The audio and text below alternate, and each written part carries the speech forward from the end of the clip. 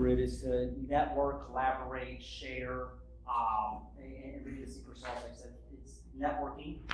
We like to always bring a guest speaker to come in and talk, unpack the specialty. That today, we have Mr. Rob Lee, Mr. Ken, and we're going to be going over negotiating contracts and negotiating prices, right? So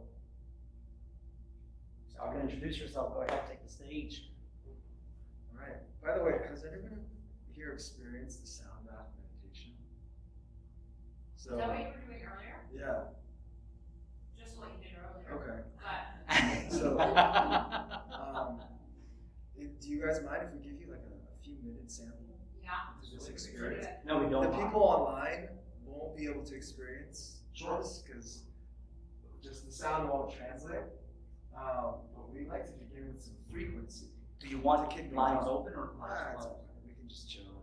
You can leave your eyes open or close them, whatever you're comfortable doing. Just listen to the sound and enjoy the moment of stillness that we all get to share together to kick things off. By the way, just some context before we just start playing bowls. Some of the bowls that we offer, and particularly these two, are about 100 years old. We have a collection of hundreds of these ancient Tibetan singing bowls from the Himalayas, some of them ranging over 300 to 400 years old. And we've been sharing them with the communities across DC, Maryland, and Virginia for the past decade. Dwight and I were doing this many years before real estate was even a consideration. We actually stumbled into real estate because COVID happened, took out our livelihood and our vacation of sharing these bowls and creating a school. And we're like, we need to make some money. We got to put some food on the table.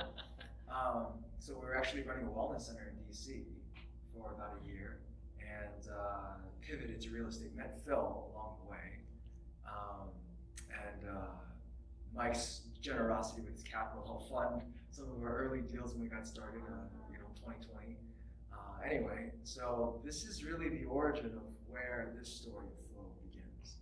And so we've been sharing these bowls to groups, both large and small, to auditoriums at the Kennedy Center, to elementary school children full of students and teachers ranging 500 to 600 people at a time, to small intimate gatherings in living rooms and kitchen tables. And so, science is now finding the frequency from these bowls help just naturally reduce heart rate and blood pressure. And you came to our place in Puerto Rico and got to experience this firsthand yourself. It was pretty nice to have the ocean in the background too. Yeah, thumping the block.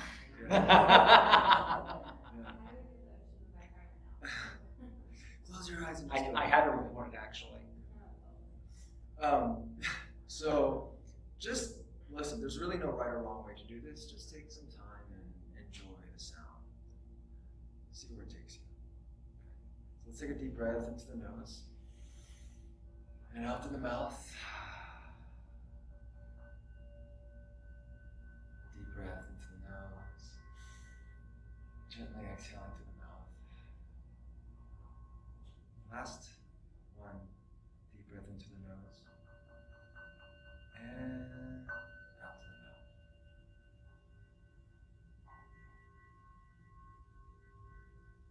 Just take this time to listen and be with the sound.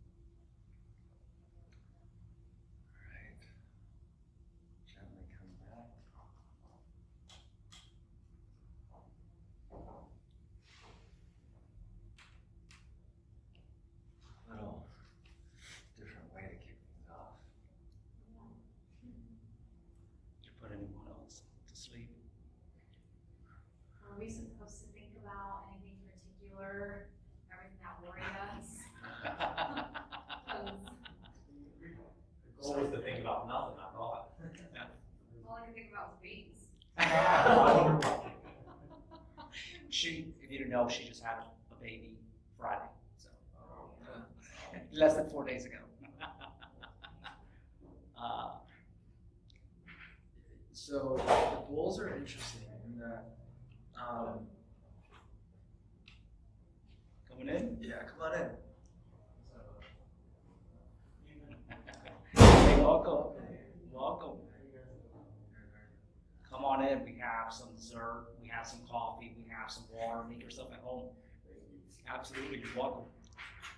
You just missed out on some frequency from the Tibetan singing bowl. So that's what the conversation we're just emerging from is about. And we promise it's connected to real estate. Too. Yeah, and it might not. So the bowls have a way of bringing up stuff, even if we have an intention, even if we're trying to clear our mind. The singing bowls will bring out whatever. Oftentimes, it's just beneficial for us to be with, even if we're busy professionals. We liken meditation to having all these Google Chrome tabs up and like eventually trying to like X out. Yes, like you're a tablet. Yes. Until Chrome just crashes. Yeah. So sometimes meditation just is naturally a process of like, okay, I have thoughts coming up. Okay, let's swipe left one out. So it's okay you're thinking about babies. That's totally cool. She was thinking about babies. Not everyone was thinking about babies. Yeah. Just to clear that up. So thanks for allowing us to share the goals. A little bit of to connect back into the backstory that we were sharing of where this all emerged from.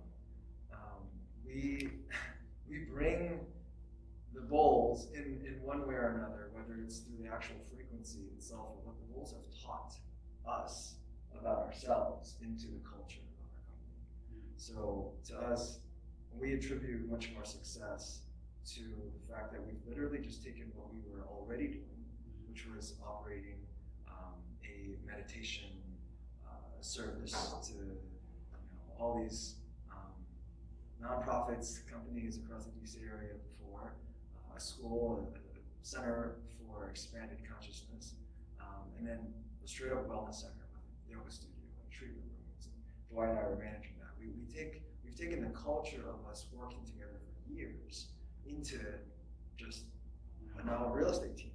And Ray, you were pivotal and instrumental in allowing that to flourish, because I remember when one of our first wholesale deals, we were, as always, just trying to do everything ourselves. We're like, oh, we can do it better. Like, what finding virtual assistants are too challenging and hard in and of itself.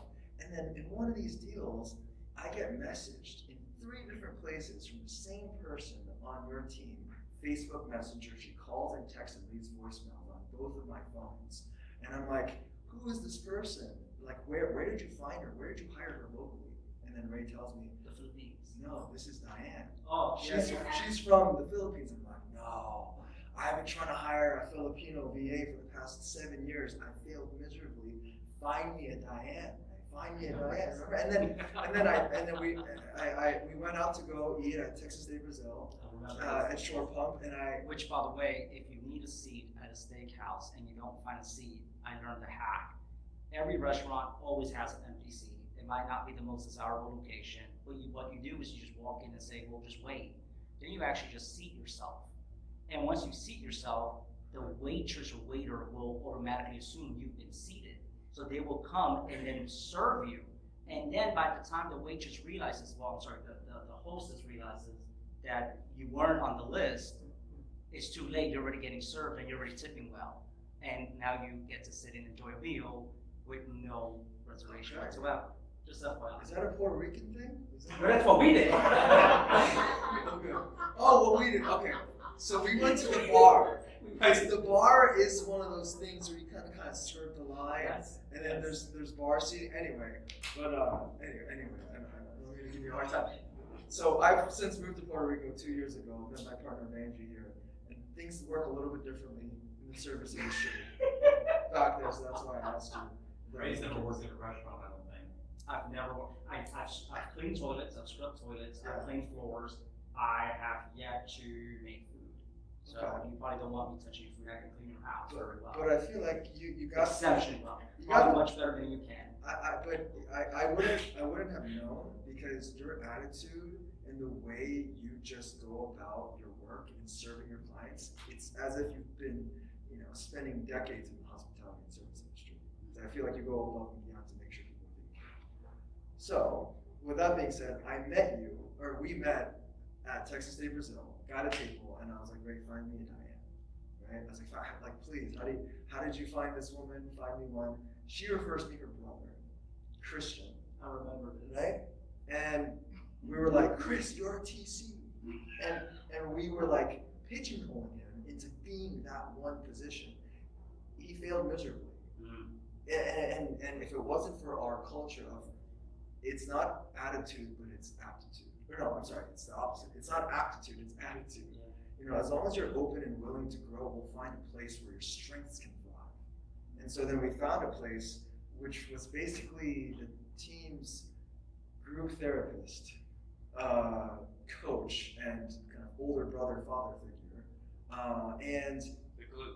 the glue of the culture, and actually our underwriter. He ended up being great at analyzing deals and talking to cities and finding how to adjust the zoning and things like that. So I mean, we just found a place for him to fit in. And I say all this because at the end of the day, it came back to the heart and soul of who we were before real estate started, which was this school of expanded consciousness that the Bulls were part of. That's awesome. And the lesson of investing in people Yeah. first, and trusting in that. So Dwight and myself met a mentor of ours 10 years ago.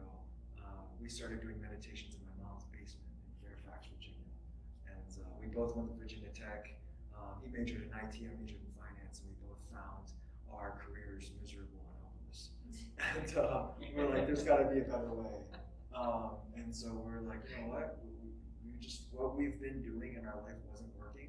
Maybe try a completely alternative approach to going about things and let's see how that works for us. We found, like you were saying, kind of finding what we really get to work on inside before trying to solve the solutions of our life outside yielded into results where, things have been working out for us with flow. Right, for sure. You find that you have to have some sort of peace and stability in your personal life in order to be able to scale your business life. For sure. Even beyond just personal life, it's personal self. So it's like, because I'm sure everyone's in real estate, you're talking to people. We're problem solvers and counselors and everything you can imagine. And how can you help someone with their issues if you're not there yourself, right?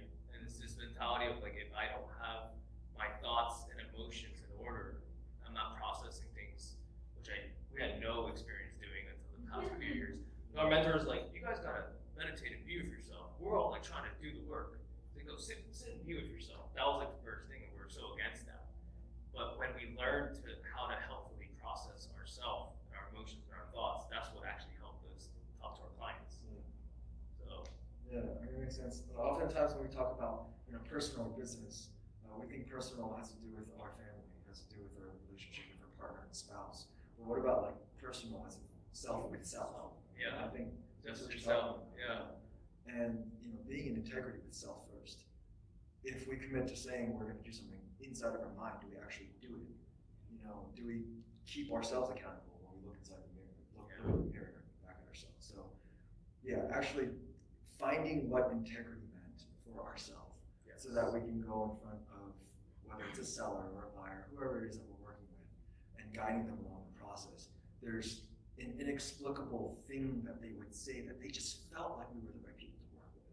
And so we attribute that to doing all this other work, being in integrity and showing up in a way where people are just saying there's something about them and I can't quite explain it, and they just feel like the right people to work with. So we get that over and over and over. Honestly, it's part, I think, energy. Yes, for sure. Energy, for sure. For sure.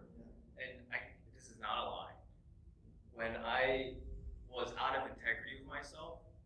get sellers on the phone. Yeah. I gotta check with my lawyer. I gotta have them review this contract. There's all these things popping up in my life that would start to just ripple out, and all these contracts would start going, or they would want to cancel. Their brothers, all these different crazy stories, and you kind of got to experience it to know it. But there's, I believe, what Robert's talking about is this invisible force of integrity or energy that we can feel within ourselves and each other when we slow down and when we're real about it. Yeah. Meditation helps that. I mean, we're not taught to just sit still and be with ourselves in this world. We're just not. And there's, I mean, if you look at the ancient wisdom teachings, not just, in the West, but in the East, even Christianity talks about contemplation, just sitting still. Obviously, Hinduism talks about silence and stillness. But there's tremendous benefit in medicine that comes with just being okay, being by yourself. And so, yeah, like without going into all the crazy stories, and Phil knows this very well. Phil's grinning because he was in the trenches with us doing acquisitions for a portion of time. And we find that when we're in bliss and we're creating these relationships that are prosperous and we're in integrity with our word and our actions, especially when no one's looking, things in life are just going much more smoothly. Our results are commensurate with how we're showing up in life. And We're in flow. Yeah, and then so we're in flow. And then when like him or me, when we're maybe starting with these white lies, when we're saying things that we're going to get done, but we don't, or we're start blaming him. Yeah. It's like, no, dude, you should have done Exactly. whatever it was. The blame game is classic, especially when our culture is based on personal sovereignty and owning power through responsibility. Blaming others is the exact opposite. It displaces and gives away our power and responsibility. So, especially when we blame each other, we're just like, we don't care about taking ownership of our life. When we start doing those kinds of things, deals with title issues will start popping up. Deals will fall through where buyers will back out. It's the craziest things that we've seen, and it's kind of strange to be saying to a normal group of investors, but we're just telling you what we've observed in our time, the past 3 years. And we've seen it over many contracts now. This is all going into negotiating, guys. I'm telling you, it's all connected. Yeah. We promise. I've actually have heard over the many years of doing real estate how, just as from mentors and coaches, how is it that you can serve a client if, example, I've heard verbatimly, how can you help a client and serve them in a financial sector when your financial house is not in place, right? So it's just like little nuances, little things like that where, you get the gist of it, the context of, you can't serve them at the highest level if you're not there yourself. Right. Yep. So I think that's a big challenge. No one, I think, really talks about that.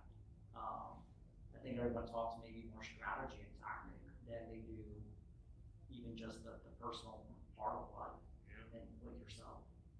And I think that's pretty cool.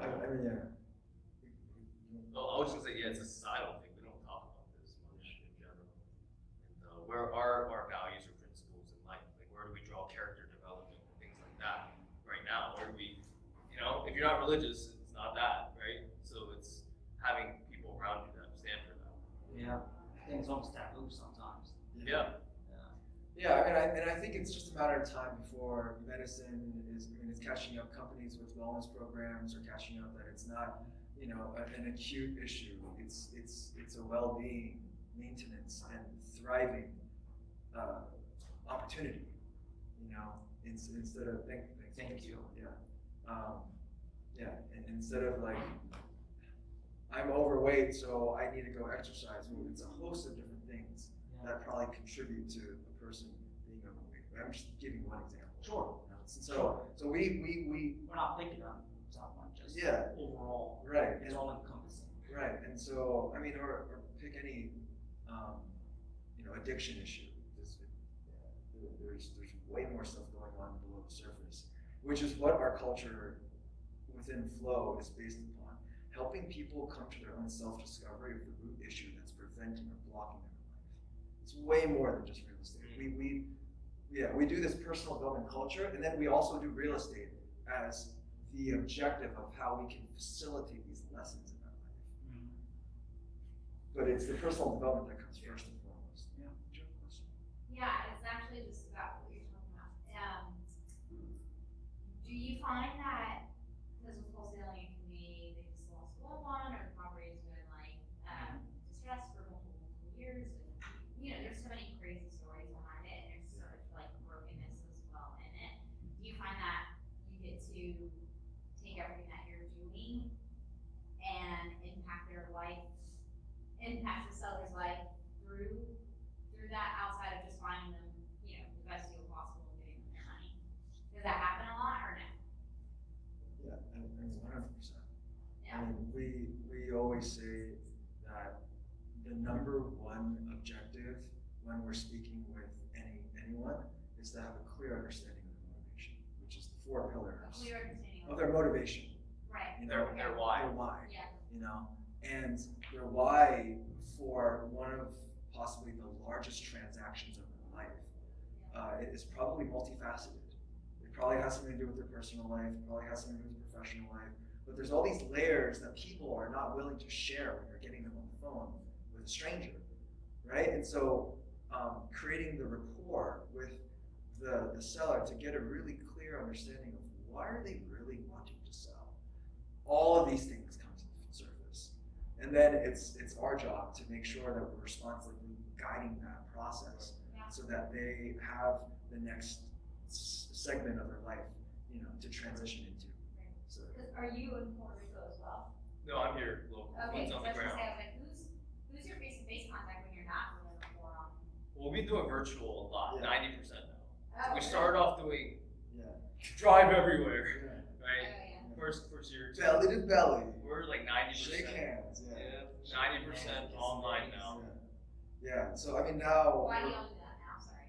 Do you find that it's more effective, or are there properties that you go to that you will still do a face-to-face? Well, if it's close, we will for sure. Oh, I would it's say about close. family. Okay, gotcha. However, I mean, we're able to close 10 times as many deals if Yeah. we're not going to appointments. because we're just volume, Yeah.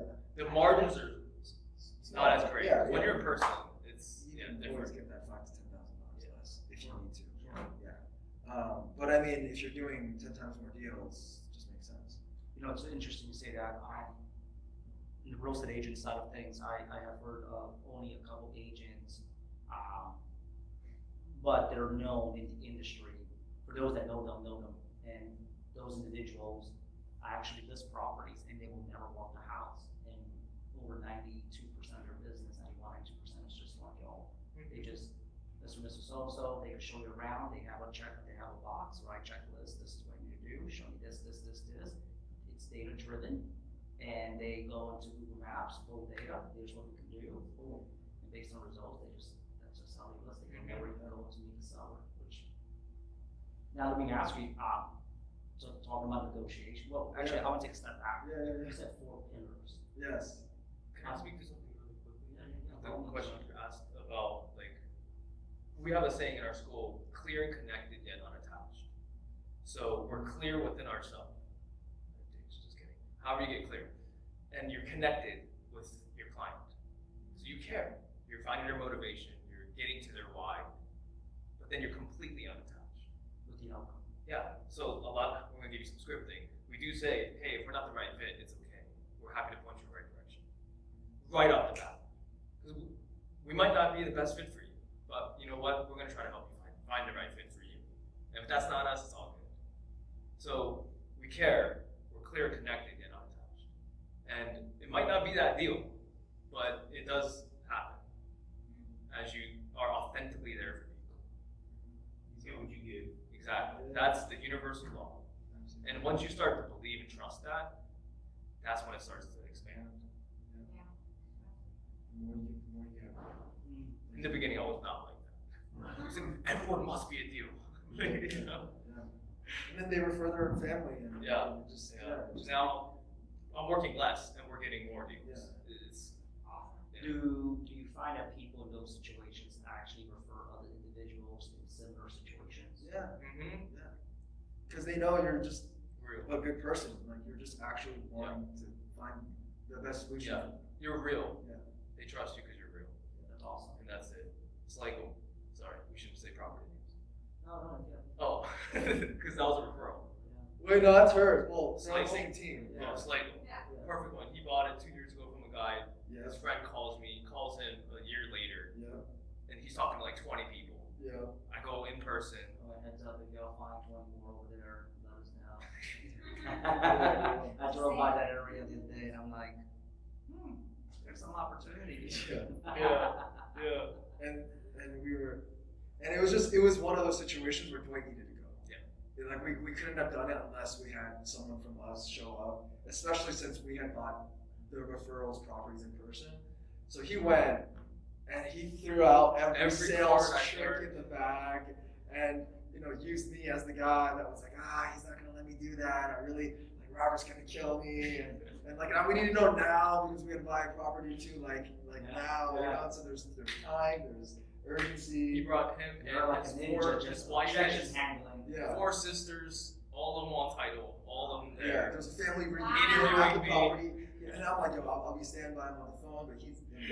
And then he was like, I can't make a decision. I need one right now. He's like, I can't make a decision. So he's like, you have to wait an hour. Yeah, I waited an hour at his house Oh. for them to talk. I was like, no, I have to get back to Robert today. He's like, no, tomorrow. I was like, no, today. So that's what you're like we call it standing in your worth. Like, no, today we need to make a decision. Let me know. When can you talk to your family? Now, okay, how long will that take? 15 minutes. Okay, 15 minutes. Okay, I'll be here. Like, I just waited. Have y'all prayed with someone just yet? I gotta pray on it, let's pray. I have had prayers with people. Yeah, Yes. yeah. Really? Yeah. Prayers and meditation. Yeah. That's pretty cool. Yeah, no, for sure. And just for context, just like catch people up into okay, there's a sales moment right there, Yeah, closing. The 4 pillars, Mhm. right? It's condition, timeline, motivation, and price. Condition, Yeah. right. Motivation, So the condition, not like price. Yeah. Okay. just so that these are what our virtual assistants are trained to just the condition really is what the virtual assistants are conditioned to train. They're trained to extract from each seller when they call in, they qualify them, and then set them up for appointments for our closers. Okay. And so then when Dwight or our other acquisitions managers on the phone with these people, they're trained to really nail the timeline, the motivation, and price. And so the rest of the 3 is on them. You just delve deeper. That's awesome.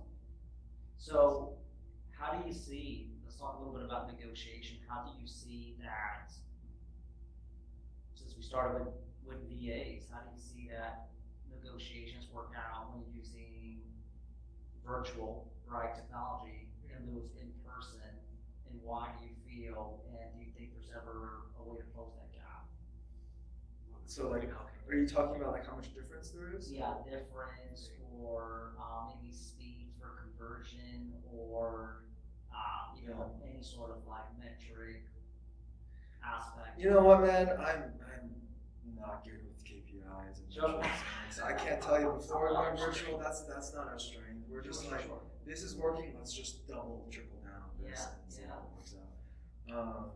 But what I will say is, because we've been able to expand into 4 different markets, Yeah. and we're not just in Richmond anymore. Let's talk about that. Yeah. Could you share what markets you're in? Yeah. So we're in Richmond, Hampton Roads, Mhm. Virginia. We're in the Triad of North Carolina, which is Winston-Salem, Greensboro, and High Point. And then we're in the Charlotte market.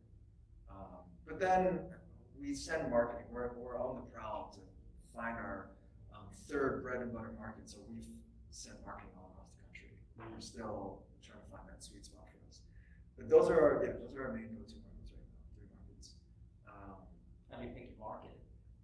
Do you have a target? I Man, got told recently this is that. so I actually got told that. Yeah. I was talking to an individual, awesome individual. He was just somebody that just throws a dart, got a map of wherever kind of the big managers leads them. That's where they're gonna go. And so Yeah. throws a dart where it lands. Let's go explore. I think that's pretty cool. Some of it is, I mean, as much as that might be wonderful if that worked, it comes down to some of the things that we found work well in Richmond. So there's a certain price point, like ARVs can't be more than $350 to $400 in the general, What is that? Metropolitan area. Well, when it gets too high, you're not working with people that are really looking to sell quickly as much, or whatever the case may be.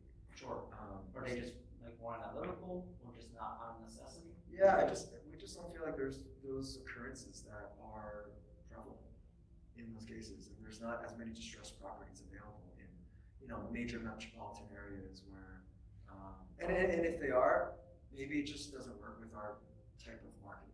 Sure. So we send postcards, we send text messages, phone calls. Maybe it's like a more professional realtor, someone in person coming in, or something like that that might be more effective. Either way, we don't question it. We just find what works for us and try to do it. Sure. You're looking at scalability. Yeah. So So what's working? yeah. Yes. And it's actually within our culture to we would show up to in-person appointments. What's y'all's Shorts and Yeah. a t-shirt. What's y'all's goal? Oh, you mean like In that way, like approachable, business culture. non-professional. Yeah. Well, Well, and actually, When you say culture, let's unpack that for a minute. so our company culture. Okay. There's It's more casual, a little bit more laid back. I mean we're all on Zoom practically in our PJs working. Well, isn't that everyone in Puerto Rico now? It's Puerto Rico and the Philippines. And so also it extends into when we're going into in-person meetings.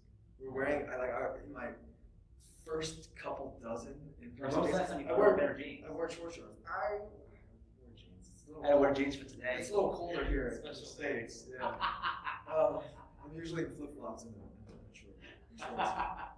I wore this. I wore a polo, bro. So I like, know. You're gonna be I your know. dapper self. No, I told you I'm Ray, not gonna be Ray's able always to Ray's- Yeah, yeah. Did he? Is he scaling back? we're trying to. I don't know what's going on. Yeah. Yeah.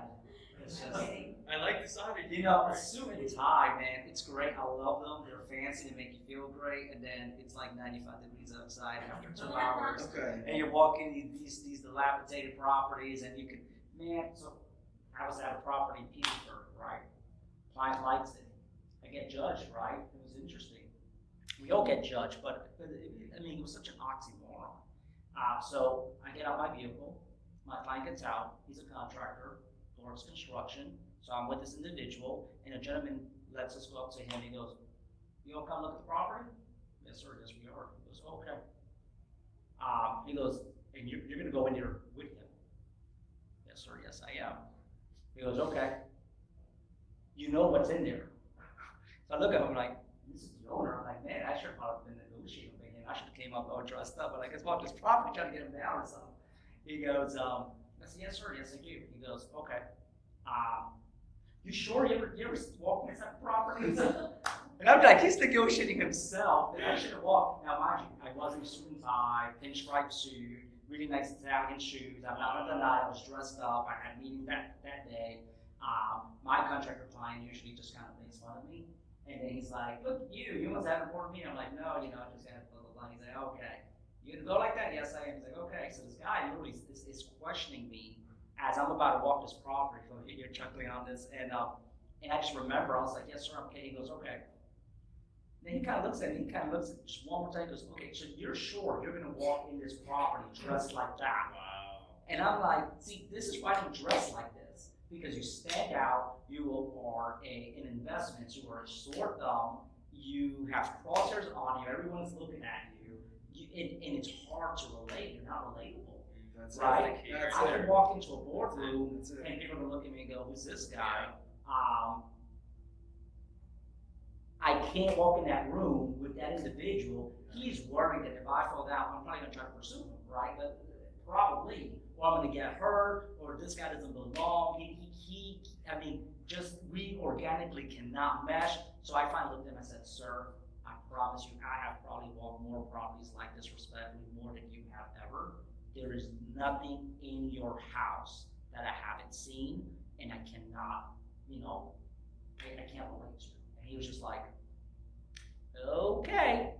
And he just kind of turned around, walked away. And now, mind you, I walked in, and the property was rough. It had been smoked in, and the floors were like caving in. And then I walked, it's kind of like those old meat markets up in New York. You have that plastic thing, and when you see those plastic things inside a single family house, what's wrong? Something's bad. So I pulled that back, and the floors caved in. The joists are like rotted out. There was such a severe leak in the kitchen sink that had just rotted out the joist. And I walked on top of the joist with these Italian shoes, I'm serious, like spit shine, and I'm walking on this, and my client literally just walked into the crawl space. Yeah. Oh, And comes back on the other side. I'm over here trying to like go across. And then we walk back outside, and the guy looks at me and goes, kind of just looks at me, and I'm staring back at him because we have been in there no longer than maybe 2-3 minutes, right? Like, what are we looking at? It's complete gut. It's the worst of the worst. We already have numbers. It just is what it is. And so he walked out. He goes, "You all done?" "Yes, sir, we are." He goes, "Okay." I said, "Okay." He goes, "Do y'all have any questions?" "No, sir, no questions." He goes, "Okay." He said, "Okay." He goes, "Y'all gonna buy this?" He himself must have been this place where he just couldn't believe it. And we're like, "Yeah, we have some interest. We're gonna go ahead and be in touch with, and I want to be respectful to the wholesaler." So I said, "Yeah, we're gonna be in touch with so and so." He goes, "Okay. Y'all gonna have a decision like today?" Or I said, "Sir, we have a high level of interest.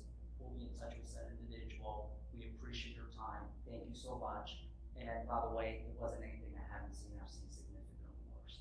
nice. He goes, "Okay, so interested."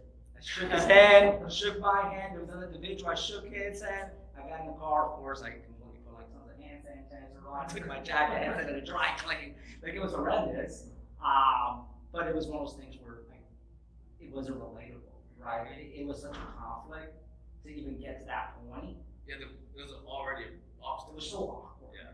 Super awkward. He did not feel comfortable letting me go into his property based on how I dressed. I just didn't look like I was the type of individual that would be interested. The thing is, that would have cost a sale to him, to the wholesaler, to myself, a deal to my client, all because I wasn't dressed appropriate to be in that type of environment. So I think that's Hello. I think that's another part of it. So just talk about relatability and with people. And that's the reason why we make it a point to be as approachable as possible, Yeah. as relatable as possible. So negotiation tip number 1, be totally relatable, right? Like dress accordingly. And be relatable in your Be authentic. attitude, the things you say. Yeah. How would you say, is it with tactic or is it with, like, is that all encompassing? I would say so. Yeah, I mean, like, when we get to the doing of things, we've missed the point. So if anything is ever tactically focused, we've missed the point. Yeah. It has to start with, why am I trying to be someone I'm not? I literally I'm say, taking I notes. like, That was "Wait, good." Are you purposely trying to, like, somebody's, this other's gonna be in a suit? Are you showing up in a suit even though you never wear a suit? I don't know. I do it on the agent side. Yeah. Yeah. No, it's more of like, look, if you would normally wear a suit, wear a suit. If you're just, that's you, right? And what we find though is we're just more comfortable in t-shirts and shorts, Yeah. and we're completely confident and create great rapport and connection with people when we're comfortable. We feel confident in our own skin. Who are we trying to be? Is there a trying to be? Yeah. If that's there, then you're already not being. Mm. Being approachable or authentic Yeah. to Should yourself. you be trying to be? Yeah. No. Question. Should you be trying to be? Or no? Well, so we're proposing, Sure. like, what if you didn't have to be anything other than just what you were? Yeah. Correct. And just be authentic as yourself. If you don't speak clearly, if you stumble on words, and if you stutter, that's okay. Dude, People care about how much you care. Roosevelt said people don't care how much you know until they know how much you care. Right? So there's an element of that when you're showing up, you're just there giving it your best in a personal way. Right. Best example, we call her Mama Liz, our mentor. She's the MJ. We call her Michael She's Jordan. the Michael Jordan of Mama the team. Liz. For- Started the company together. For 20 years, she broke year after year health club sales in Maryland. She broke her own record for sales. right? Yeah. Yes. She was our American I cold remember. I Back remember in the this beginning. conversation when Yeah. we were up in Highland Park. Yeah. Yeah. And shout out to Jim Ingersoll. He received a call from Liz and he was like, wow, she's really good. Like okay, I can see how you guys are successful. Yeah. But anyway, Yeah. you're talking about Liz, yeah. Yeah, so crushes it, but so unassuming, you would never know. Yeah. So we started this company 3 years ago with her and Robert and Monty, and she was our Michael Jordan. She had zero real estate, well, barely any real estate experience. Just she knew how to talk to people, right? Zero. And she would call people and even say things like, I don't read good. I don't spell that well. I don't spell that well. Could you repeat that? Like, I'm sorry, I don't know what the HVAC is. Can you tell me what that, like these little things that are endearing, but people want to help people and people like people who are real. So it didn't matter at all. Actually, we got many deals because of Yeah, her. because of her. Sometimes I think ignorance is bliss, no? Well, that's a whole nother topic, bro. I mean, in a way, when people are staying in their roles and responsibilities, it works because she's not obviously the numbers person. Because she's not running Sure. jobs, and so Yeah, she don't really need to be good at Yeah. how to spell it in numbers. It's just extracting. But the first touch to help people see and feel who we are, she was the perfect person. I mean, ignorance is bliss is an interesting thing because is it really blissful if there's something there that we're willfully or maybe involuntarily avoiding, and does that avoidance cost anything within our conscience? If we would have known better, would we choose to pursue the truth?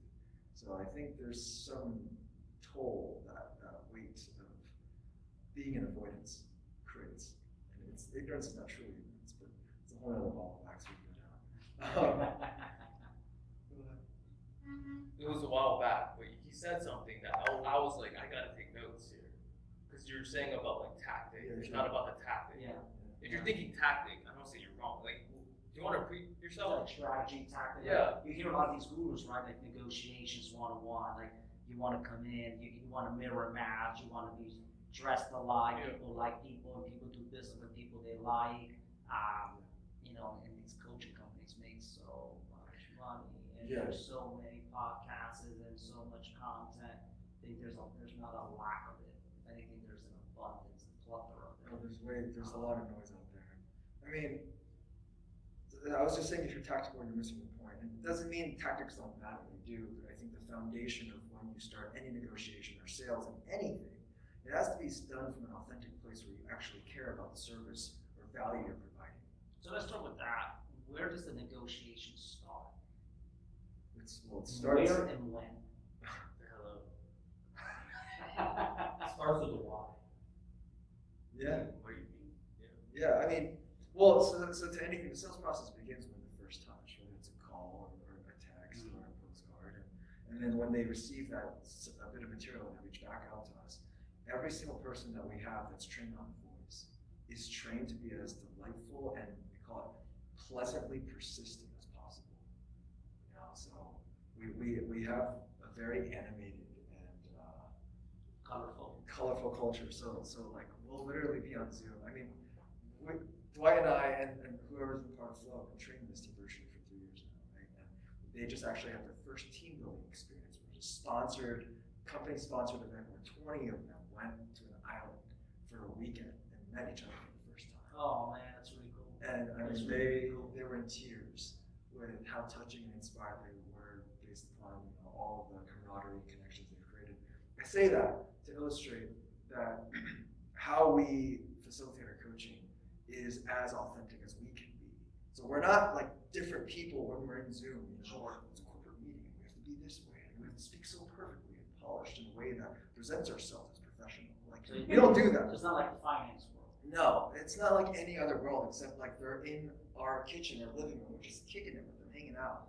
And so we'll be like pleasantly persistent. Hi, hey there, how you doing today, sir? How's it going? Oh, I really wanted to catch up with you. And so we're doing these trainings where we're literally showing them what we did when we're on the phones when we first started because we were so hungry to just get our first deal. And that drive, it's kind of like what Bezos says with like a day one, day zero attitude. Like you're a company you just launched today, and like go get your first deal, you know? And so we go out and we tell them, hey, when you're showing up and talking to people, that's the energy you provide them. You're just joyful. You care so much about them. So that's when the negotiation starts. Immediately, they're realizing that we call it the flow family because all of us care about each other's livelihood and well-being. People are on the call on our group company, 30 people call talking about their family issues, talking about how they're thinking of contemplating divorce, this is just what we talk about. This is how we build rapport with one another first. And that care that they then exude to the people we talk to. And so then once they go through that first line of talking to our lead managers, then they're like, well, my family partner, Dwight, he's a really good guy. He's got his own unique personality. Everyone's got a unique way. Dwight takes after his mom in such a way where like his Mama Kim would make friends with every single person that in her little after-school tutoring program. She was renowned for having like the most prestigious, well-known tutoring program for all the Korean Americans back in Northern Virginia when we were little kids. So that was his mom. She was this figure of like, oh, you want to send your kids to Ivy League schools? Start them when they're 5 with Mrs. Kim. That was literally a thing. She was known for that. So she was the one charismatic, networking and meeting people. So he has this natural ability to just be funny and likable and charismatic, which took a little bit of training and coaching for him to embrace. And then so he's just himself. He's cracking jokes, calling. That's not typical IT, is it? No, not even close. Not at all. Well, I mean to connect the dots, right? Like that's talk about society and in different fields and where we're at now. I mean, so speak to that a little bit. Like, how are you able right now to create the connection that you're able to as quick of a time that you're able to? Right. Because this is the negotiation. Right. How do we create that rapport? It's Take pen and paper, everyone. This is the secret sauce. Don't do too much. Well, it was funny. It started off with IT. So I was, instead of being who I'm supposed to be or doing what I'm supposed to do, this process has been a letting go of all that and finding who I am, right? And so through that process of talking to people, it's you discover it. And part of it is like you realize you're not as significant as you think you are. There's a lot of like ways you can go. At the core of it is just caring. You care so much about this moment, this being, that you are willing to let go of yourself. As a man, I could have fears of sounding too, I don't want to say gay, but like another word for girly, feminine, non-masculine. I don't want to show emotion, right? Yeah. Like, so if that's the chisel. Yeah, if I had that story in the back of my head or in my anywhere, that's gonna block me from being able to connect with this person in the way that they feel that I'll connect with them the best way. So it could be that, it could be so many other stories we have. It could be the opposite, where I'm being too serious, right? It is all these different things. And so there is no right way. It happens when you, what we call in our culture, be with another being. Yes. When we be with another being, we're not here. I'm invisible. And all that matters is this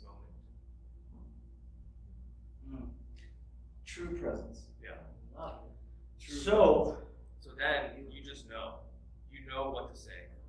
You know who to be. how do you get to that presence? Well, if you go to humanactivation.com, our school has our next enrollment. I mean, this is. Is that your website? This is, yeah. It's our website, humanactivation.com. Is it yours? Yeah. They want to There you go, little plug. I didn't know this. It's a secret school. I mean, really, that question is what has taken Dwight and I years to realize. And it's a progressive thing. It's a progressive realization. We're finding deeper experiences of being with each other even to this day. But a lot of it is working on ourselves now. Like all the fears and the triggers and the traumas that we have when we're faced with pressure, addressing those and clearing them out. It's a big thing. You know, we're our own worst enemy. So how do we make sure that when we're faced in a situation where, you know, money's on the line, my job's on the line, caring about them, the responsibility of doing a good job is on the line, how are we making sure that nothing inside of us is blocking it? That's a rigorous process of self-examination. Yeah. Like you're saying, instead of avoiding it or brushing it under the table when you get triggered, you look at it.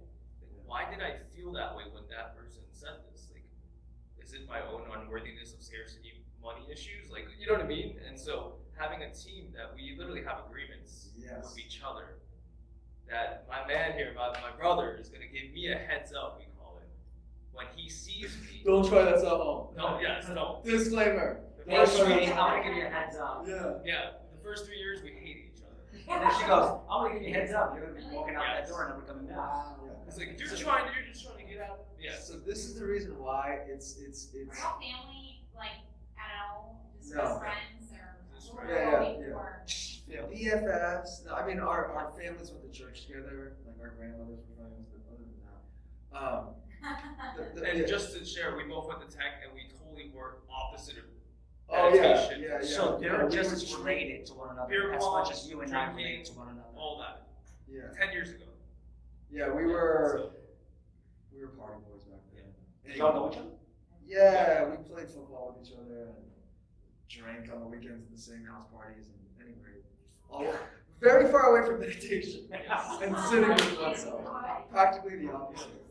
And so we have these agreements, right, in our culture. This is probably the one thing that is the glue that keeps everything going around. Right? So if I were to give you secret sauce, this is one of our secret sauces right now, which is everyone agrees to be in agreement. And the first agreement is Phil has this agreement with us too. He's no longer an acquisitions manager. He's involved in Phil in different ways.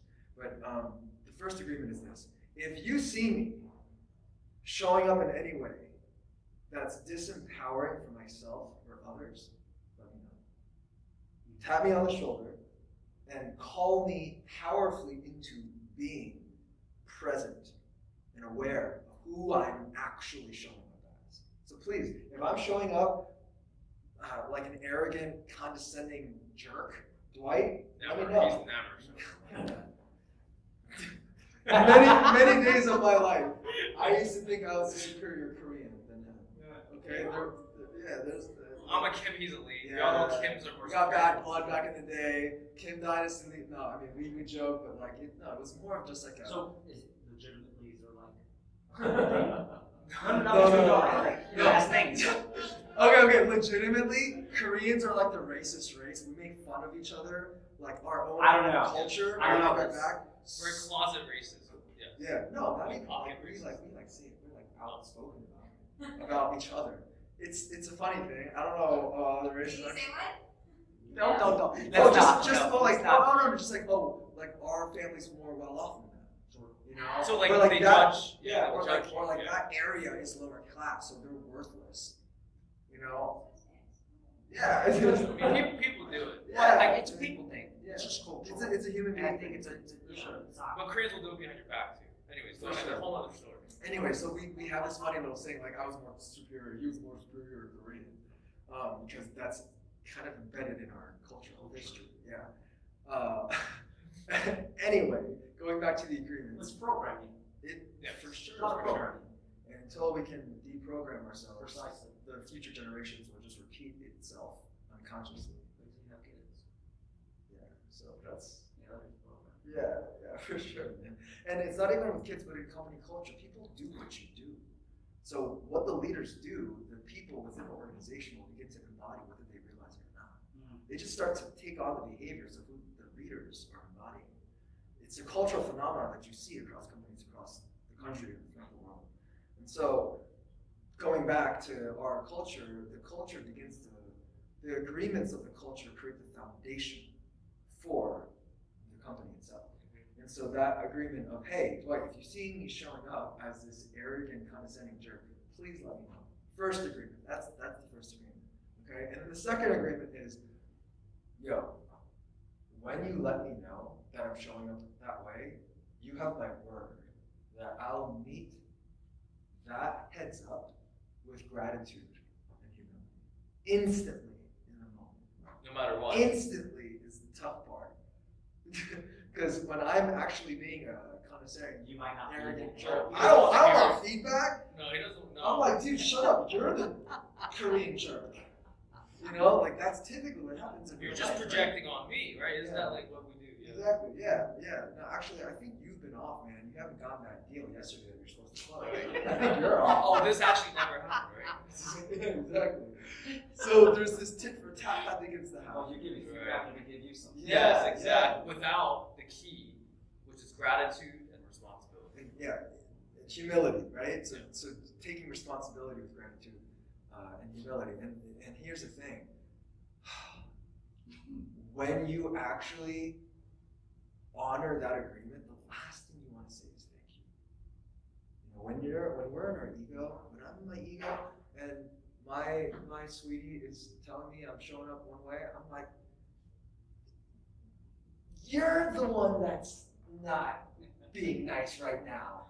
The last thing I want to say is thank you, right? And so that's why in our culture, we have it programmed to say when someone's giving me a heads up, we have to say thank you 3 times. Because the first thank yous are inauthentic. I'm like, thank you. All right, man, thank you. So we have, through tried and true, mostly family, we figured out what's worked for us. And so that's what's allowed us to keep our egos at bay. And what scientists are finding, that teams that step and sustain flow, they're able to work as a team and put the thing that they are above each person individually. They're able to put their egos aside and work together to focus on the group's collective goal. This reminds me almost of a principle in the book Principles by Raymond, where he discusses people being, so they have a book where people drop a ball. Their job is to document where the ball has been dropped. Everyone has to be open to what's happened, but it's being comfortable with being vulnerable. Yeah. But then what they do is, it can't be consistent. But the point being is you're vulnerable, you document it, you have someone to help you with it, and then you make a plan to not happen again. And they have a culture of being open, of helping one another out. And the people who are open to that culture mindset of this is wrong, we're beings, we're imperfect. So I'm gonna be imperfectly perfect, and this is the system and process we have in place. So when I am imperfect, we can get it corrected and then grow from here. And by everyone having that mentality, it's all for the better good, because we understand that there's an objective to happen, that needs to happen. And the people who are not open to that mindset are going to, by default, scale out. Yeah, naturally. Yeah. Yeah, it's so true. We've seen that happen. Precisely. So what we do, it's not even just like a process that we document of how the ball was dropped. It's like football. There was actually a play with Cam Newton on the Carolina Panthers where Super Bowl game. Yeah, Super Bowl game, championship game, where the ball was stripped and there's a fumble, right? What happens in football when there's a fumble? Everyone is diving on the ball to recover it as quickly as possible, right? It's the craziest thing. You watch this replay of the Panthers in the championship. People are looking at the ball bounce around, and they're like frozen and paralyzed, like not knowing what to do. It's the craziest thing, which is the opposite of what you think they would do in a championship game. And so, who recovers it? Well, I think it's the Patriots. The Patriots recover it, and then they went on to win. The point is, it's not about necessarily how the process is taken afterwards, it's how quickly you can take responsibility when the ball is dropped. So in our culture, we literally... Well, and the reason is because it doesn't matter who's right, and it doesn't matter who's wrong. Yeah. That's the key. Yeah. Everyone's trying to look at who's right or who's wrong. I don't want to look back. No. Yeah. That's the reason why usually people don't take responsibility like that, because they don't don't want to look bad. Yeah. So we actually have incentives that when there's a question posed out to the team of like how a ball was dropped, it doesn't matter whose mistake it was. The first person to take responsibility gets compensated with money. Like we'll give them bonuses on the team call. We pay people. Yeah, we pay people to take responsibility as quickly as possible in our company. Because we're like, it doesn't matter. Well, it has to be authentic. Though. Yeah. People like Dwight will try to game the system. Oh, I've tried. It's like, Acquisitions, man. You know, we gotta get our deals. it's all about sales. Yeah. That's awesome. Yeah. You really think about it. If it is authentic, it Yeah. really Yes. is. Well, you're And rewarding. it's a culture that anybody would reward. It's game changing. It's so Yeah, game there's no throwing under the bus. Like Yeah. you're rewarded to just own it. Like, oh, I could have done this better. Right. It's on me. Right. This is what you can count on me Right. to do this next time. Yeah. And it's done. It's done. The energy's clear. There's no more resistance. There's no more awkwardness. You own it, and it's Yeah. done. Yeah. Because think about what's happening. In that moment, the person who takes responsibility, they're willing to transcend their ego, transcend looking back or being wrong for the sake of flow for everyone. Yeah. Instead of us pitter-pattering and blaming each other, even Ray could be like, you know what, guys, this is my fault. Yeah. Everyone stops fighting. It's just natural. Yeah, it's a dynamic of human beings. What if we all did that? Yeah. Helps out. Did you get that off of like Zappos idea of like a? No, this is all just us creating a school of expanded consciousness to find a better way to be, starting 10 years ago. Just in our own little sacred spaces and contemplation and reflection. Yeah, we were miserable and we helped each other see maybe why through providing insights from our ego, we call it, which is this part of us that just loves to suffer or Yeah. loves to be the man or Sabotage whatever, or us. loves to sabotage our relationships to try to be right. Whatever the reasons are, we found that that was always the core, and that if we have a brother or sister to help us see that, it helps us accelerate the enlightenment quicker. It helps us accelerate the freedom. Oh, I was being that way because of that. Oh, let me work on that. Then we stop being that. Yeah. So let me ask you, what were some things that y'all did to get yourself in that position? Which Right. position? The exposure. Like of I having guess, the ingredients? the awareness. Right? We were so unaware. No, seriously. No. I say it because I would say that I think most people are right. Most individuals are unaware. Right? You know what's right, you know what's wrong. But most people are unaware of how to systematize and actually legitimate things. Yeah. Right? Yeah. Where egos put aside. Humility is exercised at a high level, and therefore the business can grow, right? So what we just say was what got you aware to that, and then also how do you? Well, it sounds like we know how you stay aware, right? Because you've created a system to where one another, you're checking one another's checks and balance. Yeah. But how did you even get into awareness to begin with? Being sick and tired of suffering so much. I mean, I don't know. I mean, I can. Oh, yeah, you for can me speak too. for me Yeah, I too. mean, like we were just both depressed. Like the things that we're doing in life just weren't working out for us. Unfulfilled. Yeah. And that much pain is like, okay, there's got to be a better way. There's got to be a better way than this. This is not what life is meant to be. Is this all we're here Yeah, for? and then I mean, honestly, so much of the credit goes to Monty and Liz. These are the visionaries and the co-founders of the school, and they basically reparented us in the way that love to our Korean parents, but in the way that they just didn't. Our Korean parents didn't have the capacity to. Sure. Not aware. Yeah. Lack And of so awareness. Monty and Liz were pioneers in establishing this culture themselves. It started with them. Mm. They shared it with us. We shared it with our team. So that ripple effect started from who they were being first.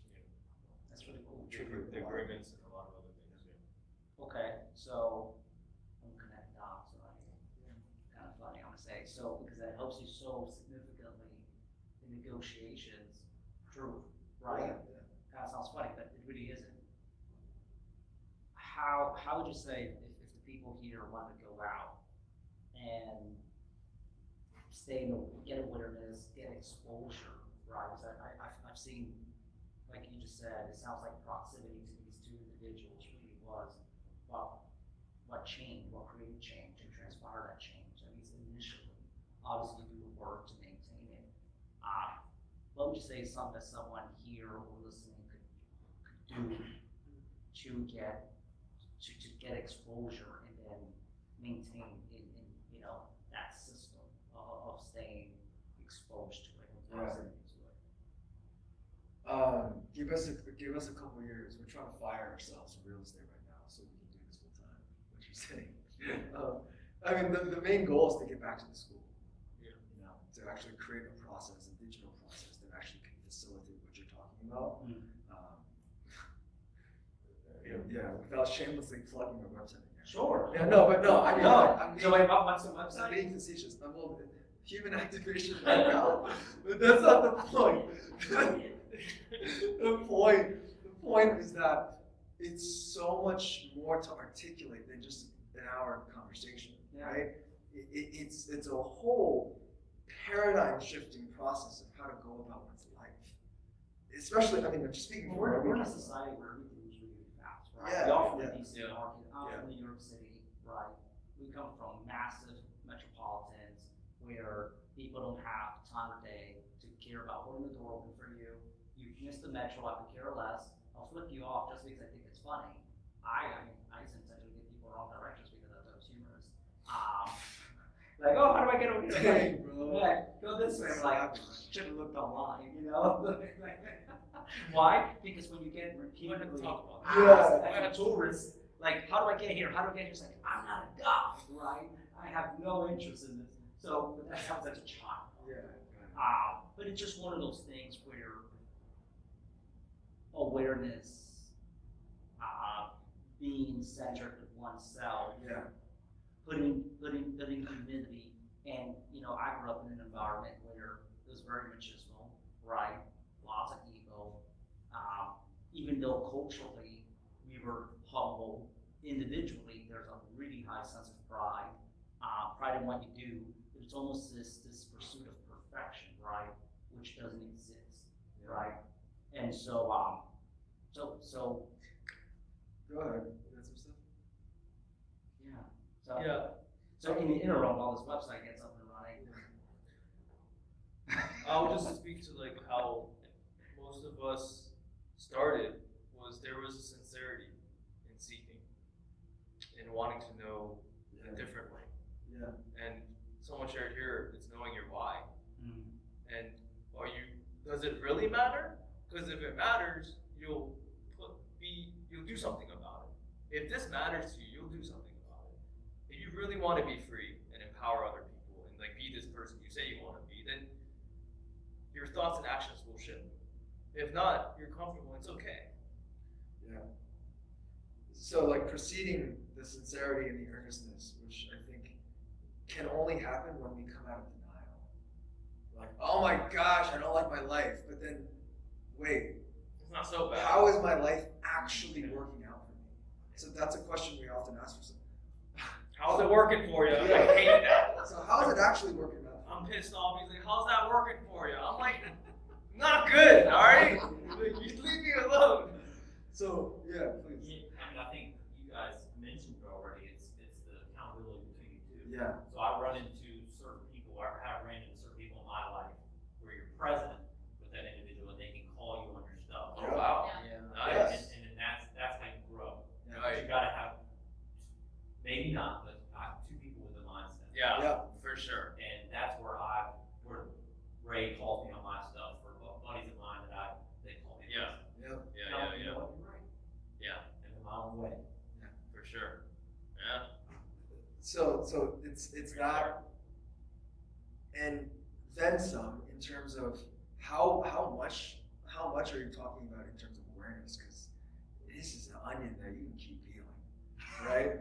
Because there's accountability to like business stuff, like, hey man, can you be on time?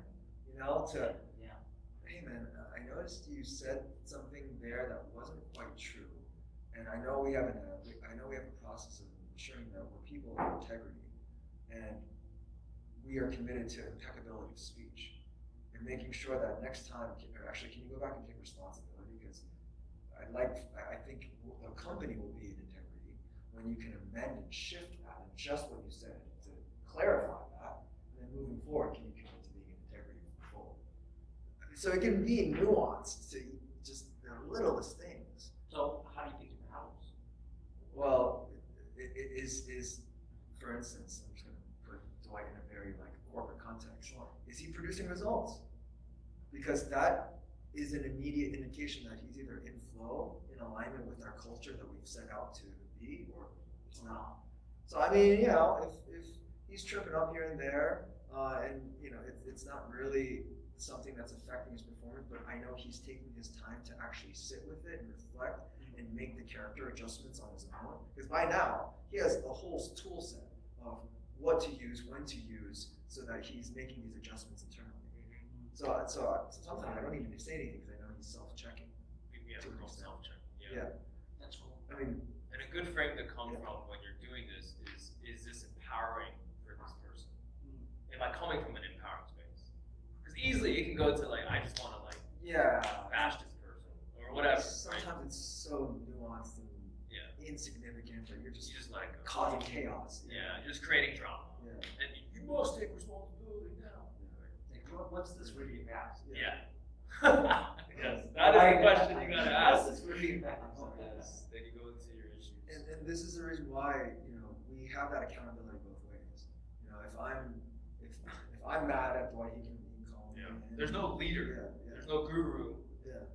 Even though I hate being called boss. Yeah. Because I'm not the boss. I'm just one of the team members that help to facilitate the culture. But going back to your initial question, which is how do people, if they're not part of this, what do they do? How if I was out there, I'll leave after this, right? Yeah. How about this So- tomorrow, the week after? So emotional intelligence is huge. For me, I only knew 3 emotions. I'm okay and I'm fine and I'm good. I didn't know the difference between being happy and joyful and sad and guilty and anxious and bittersweet and ambivalent and indifferent and apathetic. I mean, there's all these things that I didn't even know were going on inside of me, completely unaware. So just starting with understanding self and who are you and what's actually going on. So emotional intelligence, I think, is a great way for a person to develop this inner awareness. There's also I don't know if you've heard of the 12-step program. So Alcoholics Anonymous, people come to these meetings and they're like, hey, I'm an alcoholic, and they have these fellowships all across the world that talk about, how people can step back into sobriety and on the path of recovery. So this is just like a plug of another type of 12-step fellowship that we've also found effective. It's called ACA, or Adult Children of Alcoholics or Dysfunctional Families. So rather than addressing alcohol as the root issue, as a person's problems, it's actually alcohol being just a symptom of a deeper root issue of a dysfunction that happened generationally, that's been passed down to the person that's now enacting these programs that you were talking about earlier. So we're mad at the spouse, we're codependent, we're trying to control every situation, we're trying to be the savior in the situations, because these are just embedded traumas in each and every one of us that we're enacting unconsciously. Right. So ACA, or Adult Children of Alcoholics or Dysfunctional Families, has a fellowship and a program that you can go to help your awareness on some of these root issues. And this is free. Just go and Google this and you can find something yourself. Because we truly understand that it is unconscious. We don't want to consciously be bad to our partner. No, absolutely not. I think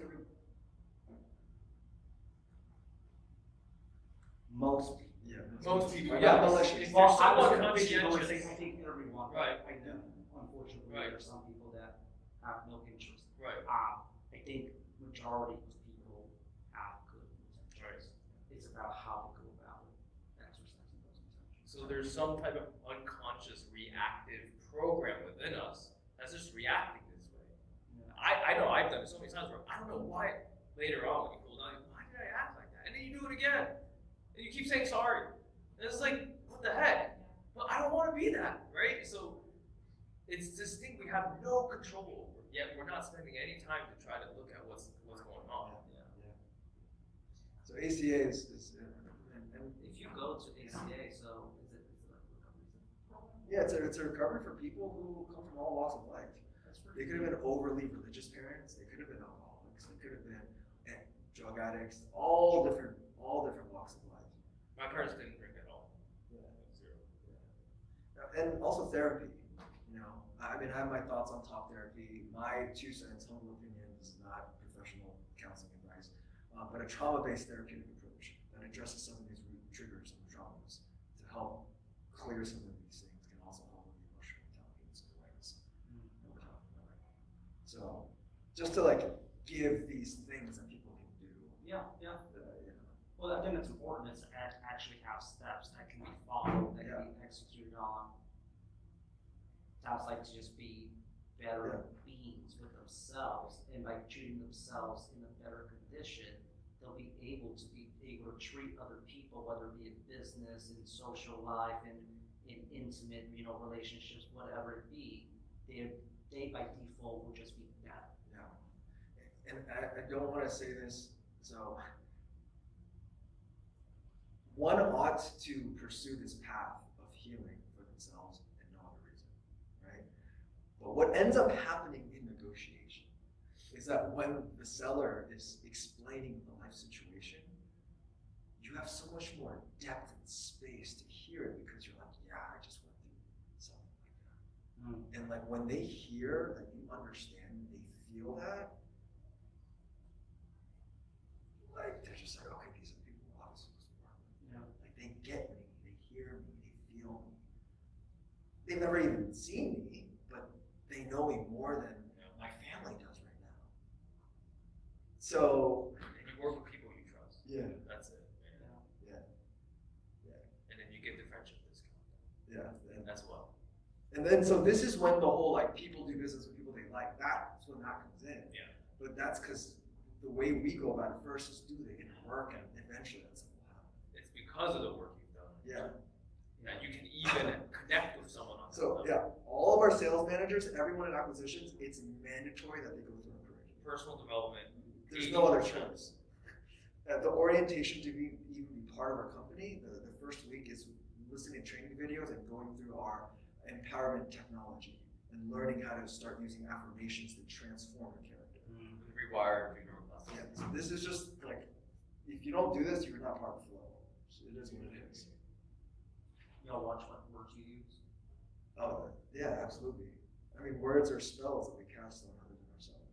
So we're very careful about what we say and how we say it. I've heard that, like, y'all do NLP work. Have you tried Yeah, I mean, NLP? Yeah, I never have, I just, I've very new. neuro-linguistic programming is simply the fact that whatever you say, your subconscious will begin to embed, and then you can transform your character based upon that. So intentionality of speech, both external and like the inner speech that you have with yourself, is profound. I mean, like everything in life originally started with a thought. So then what are the thoughts that we're actually having inside and making sure they're conscious instead of unconscious? It's a moment-by-moment practice of presence. And I mean, it's much more difficult when you've never tried it before, but eventually it just becomes how you operate in life. Yeah. You start to clear yourself out, man. And start to consciously choose what you want and want to fill yourself up with. Which literally I will sit every morning and visualize how many contracts I want that week. Well, it's like sports, like MJ would talk about, Kobe just seeing that shot and seeing it through. It's just like sports. Yeah. Or catching that ball, or, Yeah. swinging and hitting a home run, or whatever it be. Yeah. So, go ahead. I was going to say, for Phil, I don't mean to put you on the spot, but putting you on the spot. Well, we put it in a spot. Yeah. I wanted to say. Phil spent some time with us in acquisitions. What was that going through the emotional clearing and intelligence, like coming to that awareness? What was that like for you? Speaking on that, it was like clearing, resolved a lot of my own internal issues that I didn't know I had. Furthermore, it kind of shifted the blame off of like nobody. It's like, you would hold all the resentments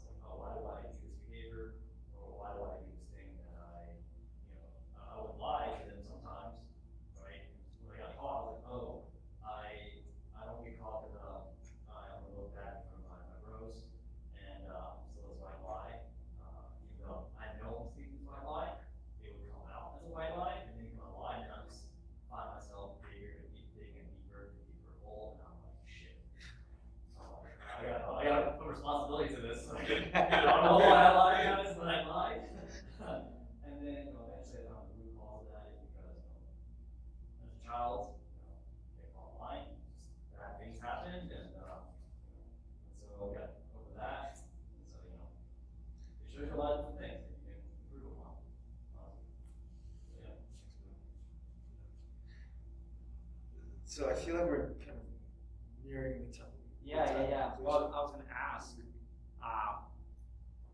well, I was gonna open it up for questions, but before questions, I was gonna ask just one last question, which is, if there are 3 things that knowing now you would do differently, right? Or have implemented sooner to have gotten to where you're at.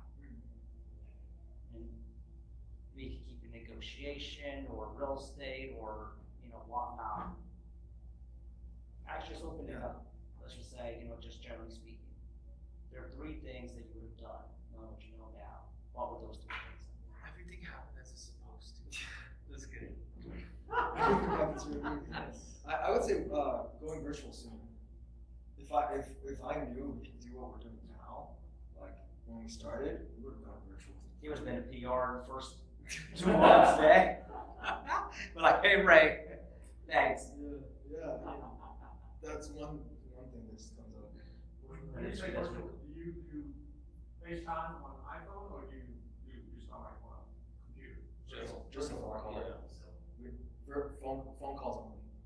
Oh, We never do FaceTime. Yeah. With sellers. And then DocuSign email, get it signed up online email.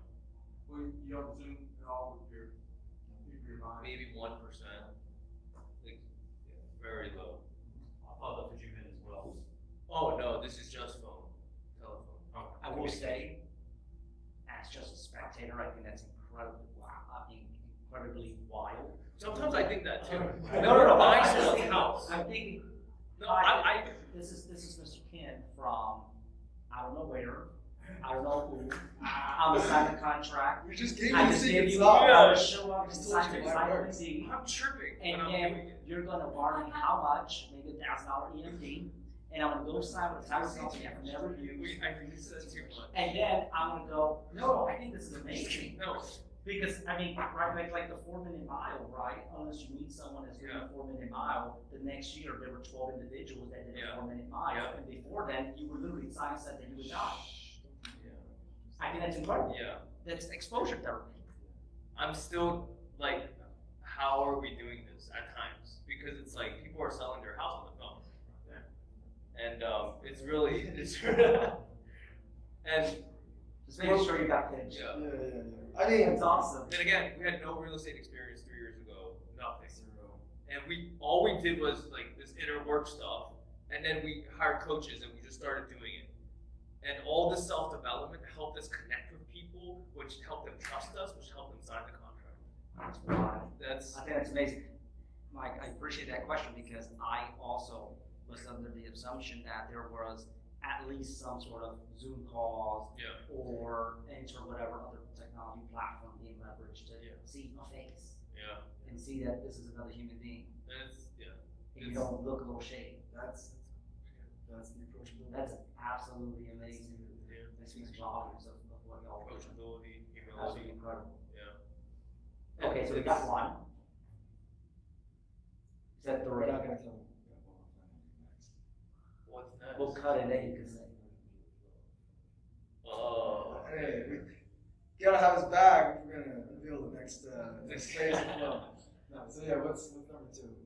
What we would do differently? Yeah, Well, yeah, just starting. personal. I just wish I like surrendered faster, like trusted myself and trusted that it would be okay. Because I was so stressed out for the first 2 years. Like we were working 6-7 days a week, just suffering, thinking we had to suffer, Yeah.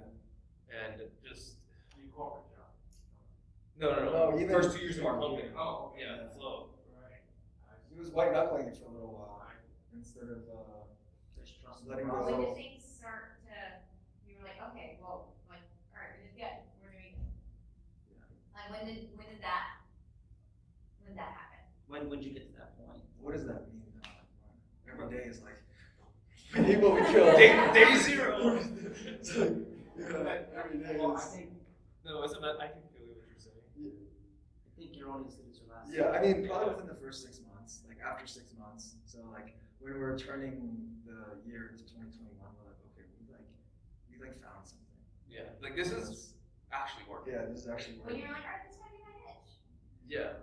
Okay. Yeah, we're like, wow, we just we just surpassed. In You don't have to share exact numbers. Yeah, but we just surpassed in 1 X year amount. what I was making in meditations over like 6 years. Yeah.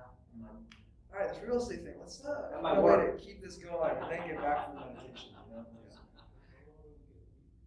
Yeah, I mean, I think we wrote on the description like something like 15 deals closed in a month. You guys close 15 a month on average. And what would you say the average wholesaler does per month? Average. I mean, the average wholesaler is lucky to get. So let's quantify that. One or two. You were an investor, you were a wholesaler, medium-sized wholesaler, or large wholesaler. What's your question? Who are we? No. Or- But yeah, you could even, I guess. Oh, Wow. I would say we're like small to medium. I don't know. I don't see ourselves as big fish. That's awesome. I mean, yeah, the big ones. I feel like they're close to 50 a month. Do you see yourself hitting it? Do you see yourself wanting me? No. I remember when he was telling me this company, because this is when we're doing like 2 or 3 a week of like contracts, and he was like, "Yo, this other company, they're doing 2 or 3 a day." I remember when you said it to me, I was like, "What?" And then like we started doing 2 and like I don't know, we're doing like around 5 to 10 a week, like in terms of getting under contract. Things have been ramping up That's over awesome. the last 30 to 60 days now. Yeah. Because like the third thing is like, so surrender faster, let go, believe in yourself more. The third thing is I would have started hiring faster Mm. because we took our time. We're like quantity over quality, or quality opposite, quality over quantity. And so we like took our time, but like knowing what we know now about how fast we could scale, I would have just kept adding people to the team. And, How many VAs do y'all have now? we have what, 28 or so. Awesome. Yeah, 20 or so. I mean, it's working out, and we're doing what we can to free up our acquisition manager's time to be able to do the magic, which is be on the phone and put as many Well, deals. I think you can say relax on the beach. No, and the reason why we're not trying to be caught or anything like that is because we know what works and we just focus on that, and which is like to be one of our acquisitions managers. It takes a unique character to go through our entire training process. Yeah, so we're very selective, and we're not like actively putting job postings to hire people. Ladder.com. Yeah, no. They'll come. It's supposed to come. That's awesome. Questions? Let's open it up, Q&A. So, is there a particular reason why you moved for retail or business reasons? Yeah. So when COVID happened and the community in DC dispersed of the meditation community that we were doing, we had some extended community down there. So I visited a couple times, meeting them, and the work that we're doing with bulls in our school found a home down on the island. And then there's some business incentives that are in Puerto Rico that we're also part of the reason. Part of that tax, the tax benefits that they have business corporate. Act 60. With everything the way that you guys have it, how does like the burn rate and stuff like that? I know like you're white knuckles, but like you said you let go. I mean, how do you guys deal with that? So can you? Like your burn Like rate. burnout. Not the burnout, but like your numbers. Yeah, that's and what. your Earlier, I was like really bad at KPIs. We're just like hiring people to help us kind of figure out what our numbers are. The way that I'll just tell you the way I look at it.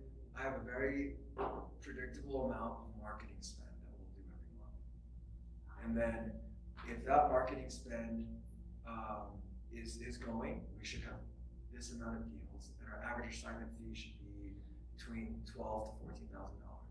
If that is going down, I gotta look at some stuff. Typically, nearly 80 to 90% of the time, it's because something's going on with, sorry bro. I'm like seriously, Being honest. emotional, mental, I'm something's being going on. honest. Because I was the only guy for like a year. Well, and then stuff with Phil too. Phil will, and yeah. Yeah. Like, there was some internal, or even external, like Phil hating on me, or Phil hating on Mike, Mike hating on Phil. Like, there was other stuff that then I had to go facilitate, clear up, and then what do you know? The next couple of weeks, the numbers come right back. Nice. I mean, so that's kind of my internal KPI. That's just what I focus on. We're gonna be selling this much, making this much money, if nothing. Phil, Dwight, what's up? Yeah. Yeah, right. Or our team in the Philippines, like so, there's a riff. Like it's, I mean, whatever. It sounds You see woo, it. but like But I'll. it's kind of like the thing of like, if your whole like personal life is falling apart, you know, you have all these things going on, like how do you succeed in your job? Like how does, so it kind of. Yeah. But also on the opposite end, you know, if you're fulfilled on all the other facets, how can you fail at your job? Yeah, Exactly. Yeah. Exactly. There's That's really it. nothing to That's watch. what it is. Yeah. You know, you're feeling good spiritually, physically, emotionally. Your family's good, you're driving. How can you go to driving, you're not work surviving. and hate yourself? Like, you should go out there and go crush. You're like, you know, you're juiced up. There's energy from yourself. Exactly. That's it. And you know, going back to the practice that we have, which is stillness and meditation. So we'll all sit in stillness every morning, and if something comes up that's happening, there's a disturbance in the force, that we call it, that we'll address it and kind of tackle it head on. Oftentimes that happens when numbers are down, and so we'll kind of get an intuition on what's going on. Is it you three or the entire team that instilled this on like a Zoom or something? No, like we mean personally, individually. Our own, Individual. like morning routine. Got it. So you We guys also do meditation. So self-identify. Yeah, exactly. Okay. Do y'all do that meditation on Zoom? Or as a team. It's not the same experience. Is it? We have recordings that we've done virtually. Sure, it's just not. Okay, yeah. Yeah. Coming in? Yeah, so Dwight, that's the perfect point. So Dwight actually facilitates a local sound meditation with sometimes a couple dozen of these ancient Tibetan singing bowls. Yeah, We can do a closing thing. yeah, and so, where is it? I mean, it's in the city. Yeah. Off Roseneath. Yeah, Roseneath, downtown Richmond. Yeah, every Two fourth, 2 times a month. Twice a month. Yeah, second and fourth Saturday. second and fourth Saturday of the month, there's a live meditation. Not just expands with that, is that right? Yeah. Can you give us the address to that? It's Or on the the information, is that open? Yeah. The Inner Work Center, I think if you Google Inner Work Center, Richmond. It's in Richmond? Yeah. I know one of my colleagues told me. Yeah, Tony came. He loves it. Yeah. He loves it. I'd love to. Yeah, I love Tony. Tony. Yeah, he goes out there, yeah. Inner Tell me about Work it. Circle? Inner Works Center. Inner Work Center. Yeah. Okay. You'll see And then every, second and fourth. sorry, I made you. Second and fourth Saturday, but not this second one. What other questions we got? Now we're gonna wrap up. I wanna be respectful of everyone's time. I hope this was helpful. Yeah, There's a no, lot, good. there's a lot of information that we shared. I appreciate it, thank y'all. Thank you. Absolutely. Cool. I'm gonna wrap up. Finished? Yeah, we're finished, we're good. Okay. Getting adjourned.